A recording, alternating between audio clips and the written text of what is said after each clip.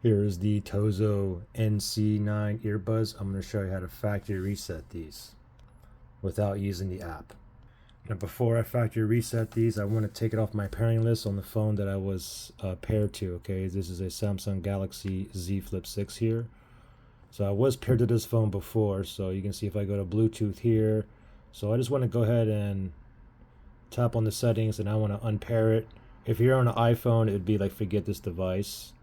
But let me just unpair that. Okay, now we're simply going to go ahead and grab these. Make sure that both buds are in. Okay, both buds are in. You can leave the case open, no problem. There's a button back here. What you want to do is press and hold. Okay, we'll do it together. Ready, set, go. Press and hold. Now keep holding and just wait. The LED is going to come on, then it's going to turn off. Just wait until both of the lights on the earbuds are solid white. Okay, so it's about like 15 seconds or so. Oh, solid white. Go ahead and let go. Now it's going to turn off. Now it's going to turn back on, and right away, as soon as it turns on, the factory reset is done, and it is now in pairing mode. So I can go ahead and connect back